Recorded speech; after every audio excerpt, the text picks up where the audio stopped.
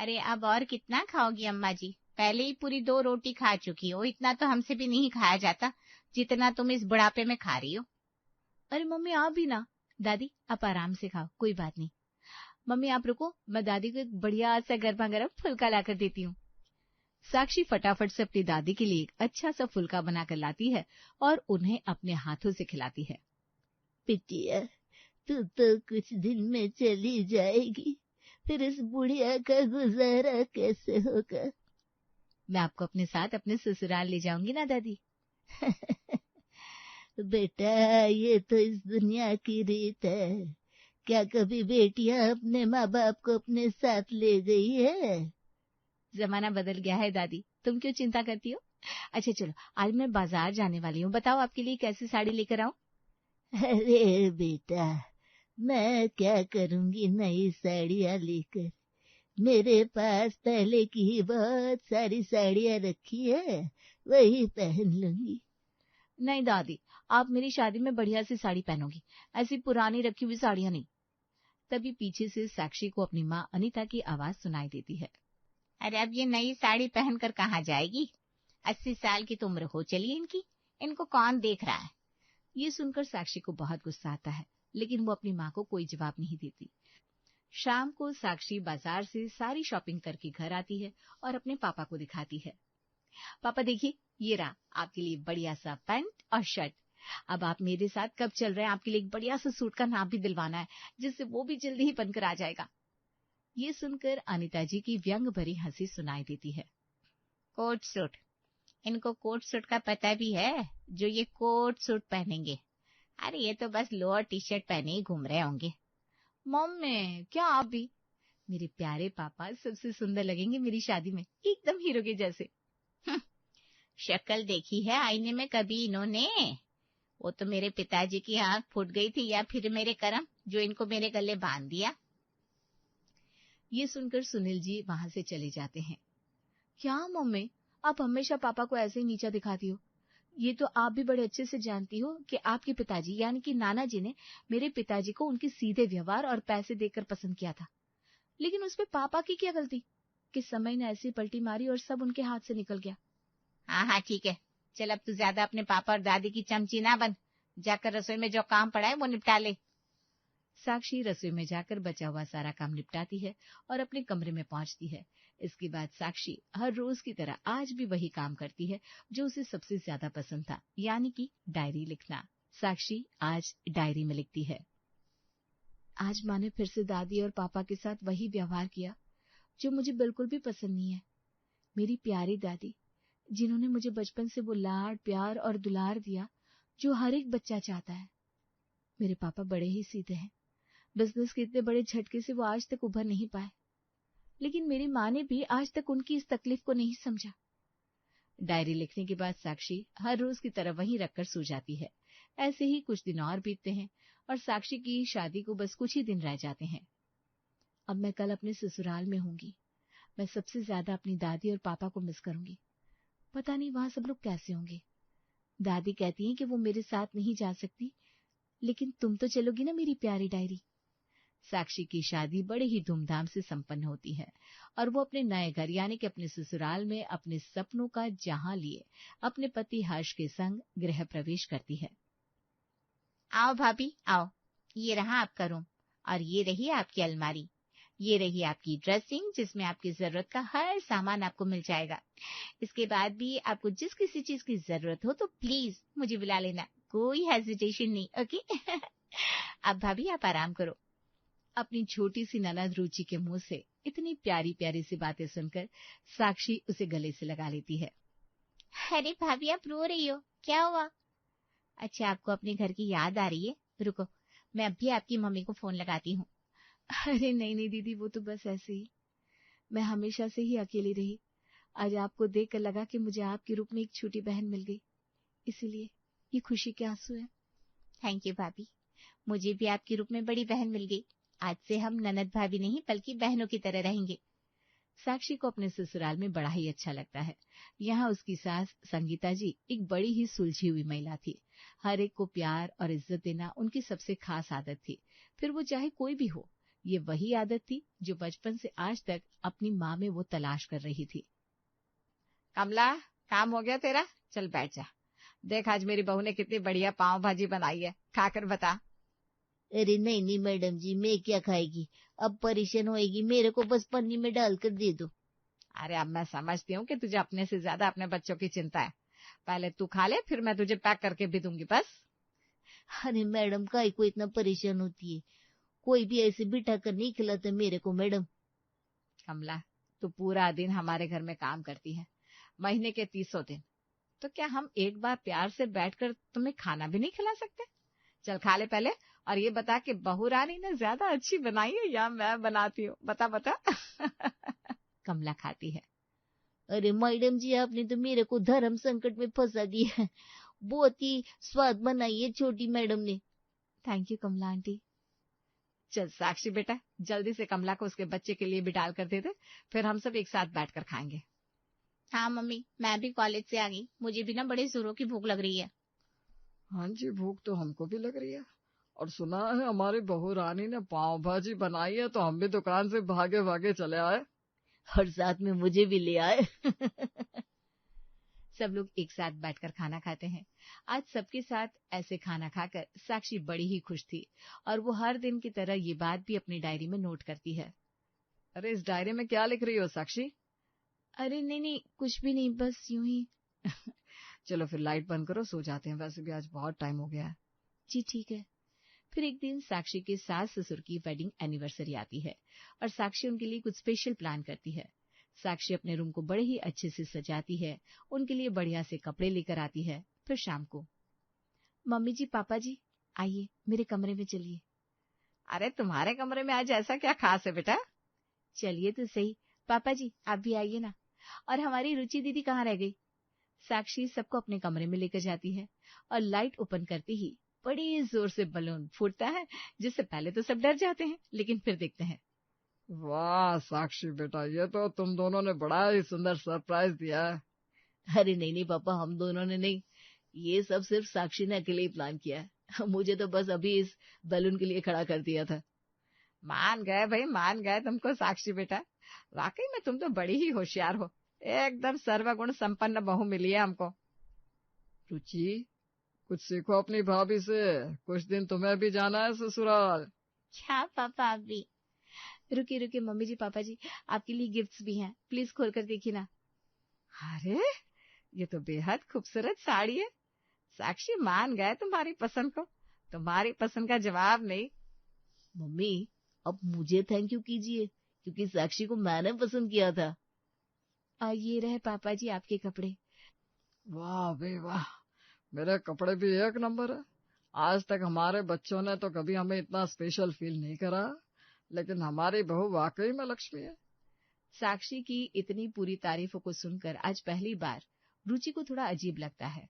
उसे ऐसा लगता है कि शायद कोई अब इस घर में आ गया है जो उसकी जगह ले रहा है, और वो वहां से उठकर अपने कमरे में चली जाती है।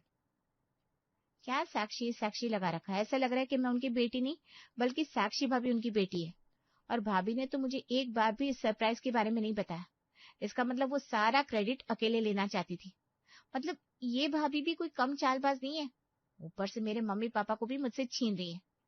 मेरा नाम भी रुचि है भाभी, अभी आपने मुझे ठीक से पहचाना नहीं है। अब धीरे धीरे रुचि साक्षी से बात करना कम कर देती है। फिर एक दिन, दीदी हम लोग आज बाजार चले क्या?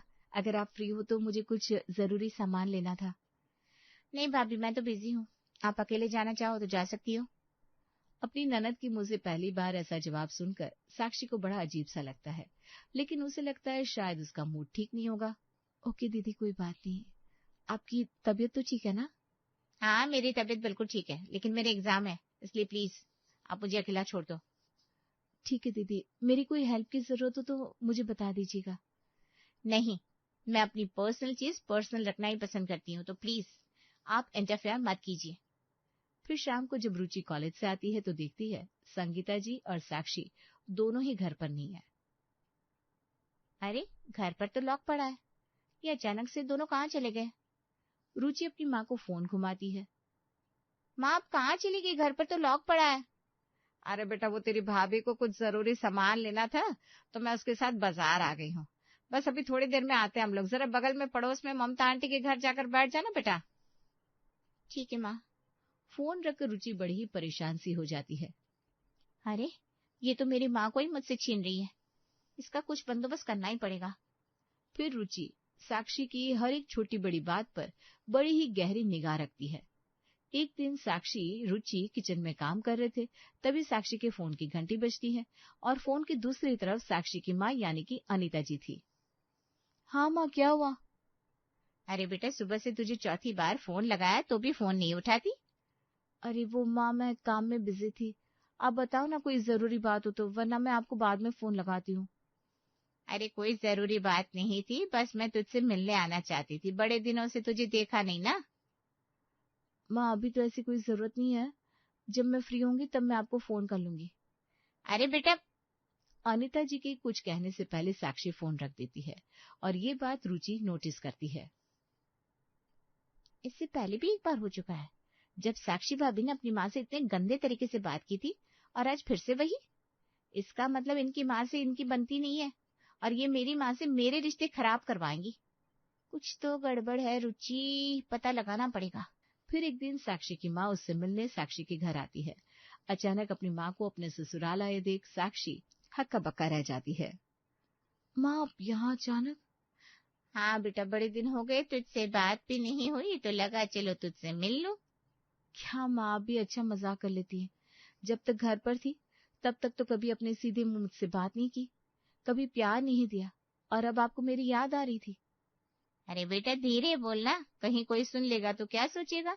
आखिर तेरी माँ हो, इतनी भी बुरी नहीं हो। हाँ, दादी से मेरी बात हो जाती है और उन्होंने बताया कि आज भी आप उतनी ही बुरी है। आज भी आप ना तो उन्हें समय पर खाना देती है और ना ही पापा को वो सम्मान। साक्षी और अनीता जी अपनी बातों में इतने मग्न थे कि उन्होंने ध्यान ही नहीं दिया कि गेट से आकर रुचि उन दोनों के पीछे खड़ी हुई थी और उसने उन दोनों के बीच हो रही सारी बातें सुन ली थी। अरे आंटी जी, आज आप हमारे घर, बड़ा ही अच्छा लगा आपको देखकर। रुकिए, मम्मी को बुलाती हूँ। रुचि अपनी माँ को बुलाती है और तब तक साक्षी सबके लिए चाय बनाकर लाती है।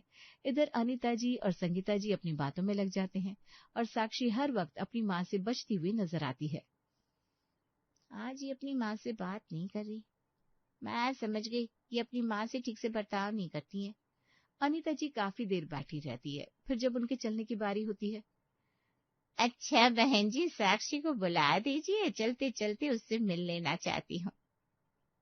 साक्षी कहाँ चली गई? ये लड़की भी ना इतना काम में लगी रहती है, इसे अपनी माँ के पास बैठने का वक्त ही नहीं मिला। बहन जी आज आप यहीं रुक जाइए ना। नहीं नहीं, मुझे जाना होगा, घर पर साक्षी के पापा और दादी है, उनका ख्याल रखने की जिम्मेदारी मेरे ऊपर ही तो है। साक्षी कहाँ हो बेटा? तेरी माँ जाने वाली है, तू किस काम में उलझी हुई है? ये सब काम बाद में होते रहेंगे, कम से कम थोड़ी देर अपनी माँ के पास तो बैठ जाती। आती हूँ मम्मी जी। फिर साक्षी अपनी माँ को बाय कहकर अंदर चली जाती है और अपने काम में लग जाती है। अब इधर रुचि को अपनी माँ को भरने के लिए पूरा मसाला मिल चुका था। माँ, हम लोग जरा बाहर मंदिर तक घूम कर आए क्या? रुचि बेटा, तुझे कहीं बुखार तो नहीं हुआ? आज तुझे अचानक कहाँ से मंदिर की याद आ गई? क्या माँ, आप भी मजाक करते हो। बड़े दिनों से मेरा मन कर रहा है मैं शाम को मंदिर पर दिया लगा कर आऊं, लेकिन आपको मेरे लिए टाइम ही नहीं है। चलो आज हम दोनों चलते हैं। ठीक है, ऐसी भी क्या बात है। साक्षी अभी हम दोनों जरा मंदिर पर दिया लगा कर आ रहे हैं, अगर तुम चलना चाहो तो साथ चलो। हम दोनों माँ बेटी का भी पर्सनल टाइम होना चाहिए ना। क्या तू भी रुचि, आजकल के बच्चों को पता नहीं कितनी प्राइवेसी चाहिए होती है। रुचि रास्ते में जाते हुए अपनी माँ को सारी बातें नमक मिर्च लगाकर बताती है। मम्मी, ये भाभी जो आपको इतनी सीधी लगती है ना, ये इतनी सीधी नहीं है। ये इतनी सीधी सिर्फ आपको इसलिए लगती है क्योंकि आप वाकई में बहुत सीधी हैं। आपकी आंखों पर उन्होंने प्यार की एक ऐसी पट्टी चढ़ा दी है कि इसके आगे आपको कुछ दिखाई नहीं दे रहा है। मतलब? मैं समझी नहीं बेटा, तू आखिर कहना क्या चाहती है? आपने देखा है आज भाभी अपनी माँ के पास 1 मिनट के लिए भी बैठी हो? नहीं ना, क्योंकि वो अपनी माँ से बहुत बुरा बर्ताव करती है। आप खुद ही सोचो ना, जो अपनी माँ की सगी ना हुई वो हमारी क्या होगी। और मैंने तो उन दोनों के बीच की आज पूरी बात भी सुन ली है। ये सुनकर संगीता जी को एक जैसे झटका सा लगा। तो बहू का ये इतना प्यार आदर सब एक दिखावा है? अब ये तो आप खुद ही सोचो माँ कि ये सब क्या है, लेकिन ये प्यार तो बिल्कुल नहीं है, मुझे तो बहुत मतलबी लगती है। अब मुझे तेरी एक एक बात बिल्कुल सही लग रही है बेटा। अब मैं समझ गई हूँ कि मुझे क्या करना है। अब संगीता जी साक्षी से एक दूरी बनाने लगती है। मम्मी जी चलिए, मैंने बढ़िया सी चाय बना ली है, दीदी को अभी कोचिंग से आने में देर है तो हम दोनों पीते हैं। मेरी चाय यहीं दे दे, मुझे आज अकेले बैठकर पीना है। संगीता जी का पहली बार ये कड़क स्वर साक्षी को खटकता है, लेकिन वो बिना कुछ कहे संगीता जी को चाय उनके रूम में लाकर दे देती है। फिर कुछ दिन बाद, मम्मी जी आइए, आपने बालों में बड़े ही दिनों से मेहंदी नहीं लगवाई है, आज धूप भी निकली है।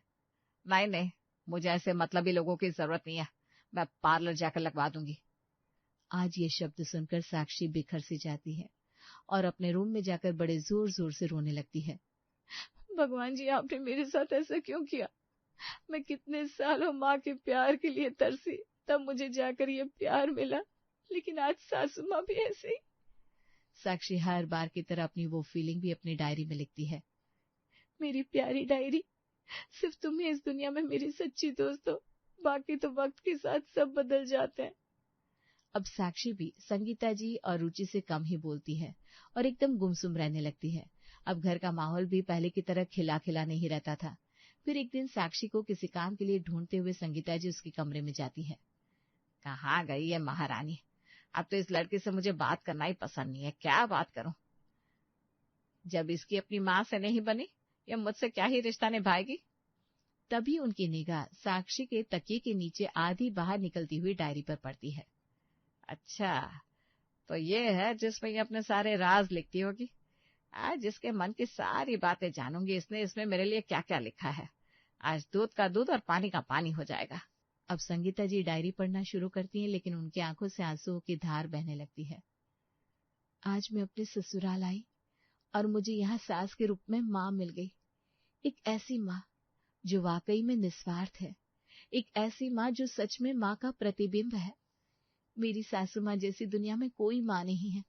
मैं उन्हें कभी भी अपने से दूर नहीं होने दूंगी। जिस प्यार के लिए आज तक मैं तरसी हूँ। आगे आगे जैसे संगीता जी पढ़ती हैं, उनके आंसू थमने के बजाय बहते चले जाते हैं। आज माँ ने मुझे अपने से दूर कर दिया, लेकिन क्यों, मुझे खुद नहीं पता। मैं अपने आप को बड़ा ही टूटा सा महसूस कर रही हूँ। शायद मैं ही अभागी हूँ जिससे मुझे कोई प्यार नहीं करता। शायद मेरी ही गलती है। अब संगीता जी डायरी पढ़ ही रही थी, तभी साक्षी वहां आती है और उसे सामने देखकर उनके हाथ से डायरी छूट जाती है। साक्षी भी अपना चेहरा झुका लेती है, लेकिन संगीता जी उसे जाकर अपने सीने से लगा लेती हैं। मुझे माफ कर दे साक्षी बेटा, तूने वाकई में मुझे सास न मानकर माँ माना और मैंने तेरे साथ क्या किया। मैंने ही तुझे गलत समझा, लेकिन तेरी अपनी माँ से उस बेरुखी की वजह कभी जाननी नहीं चाहिए। प्लीज बेटा मुझे माफ कर देना। नहीं मम्मी जी, प्लीज आप ऐसा मत बोलिए। मुझे पता था हमारे बीच में कुछ गलत फहमी हुई है, वरना आप ऐसी नहीं है। चल बेटा, आज से हम अपने दिल के सारे गिले शिकवे दूर कर साथ में बैठकर चाय पीते हैं। और हाँ, आज चाय मैं बनाऊंगी।